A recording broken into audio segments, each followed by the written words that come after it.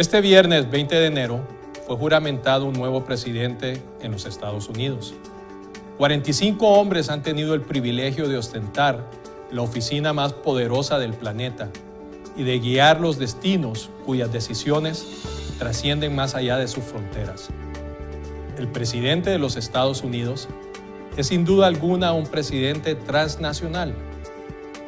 En la historia reciente, la llamada generación silenciosa, luego de haber retornado de las playas de Normandía y del Mar del Pacífico con un heroico triunfo en la Segunda Guerra Mundial, dio paso a una verdadera época de oro, caracterizada por su enorme crecimiento, avance tecnológico y orgullo patrio.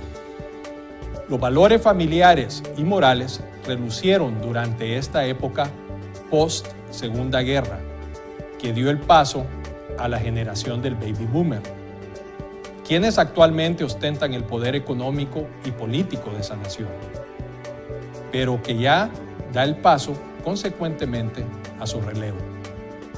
Desde el punto de vista internacional, la generación heroica comprendió que los pilares importantes para fomentar el bienestar y la paz debían tener como base los conceptos de la creación de una comunidad de naciones y el nacimiento de colusiones militares y económicas en el mundo. Desde el punto de vista local, esta generación comprendió que la grandeza de un país estaba en el fomento del trabajo, la producción y el crecimiento de la clase media. Sin embargo, algo sucedió cuando se pasó la batana de ese relevo generacional y las generaciones posteriores se han progresivamente alejado de esos valores y virtudes que hicieron a su nación admirada y respetada mundialmente. La decadencia de los Estados Unidos se podría argumentar en la falta de moral, de autocontrol y en el marcado alejamiento de la sencillez y de la moderación. Es en este sentido que podemos quizás profundizar que el declive del país tiene sus raíces en las personas, en lo que éstas priorizan y en lo que éstas desean. Donde está tu corazón está tu tesoro. Y es ahí que debemos de analizar con el bisturí muy afilado para poder encontrar quizás las razones de la baja norteamericana. Cuando las nuevas generaciones cambiaron su enfoque a una vida cómoda, rápida en gratificación e inconsciente del sacrificio de lo que hizo su país grande y admirado, nos encontramos con una sociedad que ha abandonado el sentido de la productividad. La vida rural cada vez es más escasa. El americano de hoy se ha olvidado del trabajo de la tierra y es aquí donde podemos manifestar, sin temor a la duda, que la comida que ellos se llevan a la boca este día tienen el sabor de las manos de nuestros hermanos inmigrantes en ellas. Haberse alejado de esa vida rural trajo consigo alejarse del principio de Dios y de la familia, que son los soportes vitales de cualquier comunidad. Aparte de haber abandonado el trabajo agrícola, se ha abandonado el trabajo manual de las cadenas de producción que creaban todo lo que el país consume.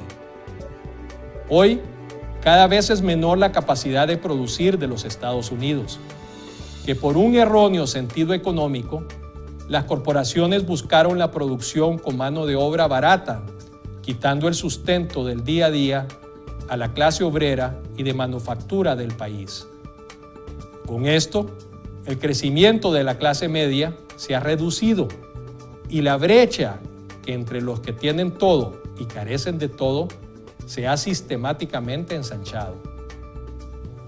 Los Estados Unidos basaba en sus años gloriosos su economía en cosas palpables, no subjetivas. Hoy la economía de ese país es dependiente de políticas abstractas, dominadas por China, capitales judíos y el petróleo de las Arabias. Se desplazó la base económica del oro y su fortuna vive hoy de un dinero impreso sin una sustentación concreta. Con esa brecha económica, se suma la tensión racial y la lucha férrea tan marcada hoy como en esos años 60, cuando el movimiento por igualdad racial era llevado bajo la mano de don Martin Luther King. Hoy la lucha continúa, pero con la enorme diferencia que la pelea se ha vuelto violenta. Asombrosamente, los 8 años de administración del primer presidente mulato afrodescendiente no logró disminuir la brecha de esa desigualdad, sino que todo lo contrario, la ha asentado. Adicionalmente a la tensión racial, otros grupos exigen igualdad, ya no en función de su color de piel, sino que en función a su diversidad sexual. Adicional a estos factores, muchas comunidades en los Estados Unidos, lamentablemente la mayoría formada por las llamadas minorías sociales, son consumidoras de drogas y lo hacen en forma rutinaria y viven en un entorno de comunidades viciadas por el crimen, la falta de oportunidad y la falta de trabajo. Cerca del 10% de la población utiliza drogas en los Estados Unidos. Estas comunidades marginadas han sido explotadas por parte del sistema político, de cuyos números engordan su base de votantes, retribuyendo a estas comunidades no trabajos, sino subsidios, volviéndolas dependientes del sistema.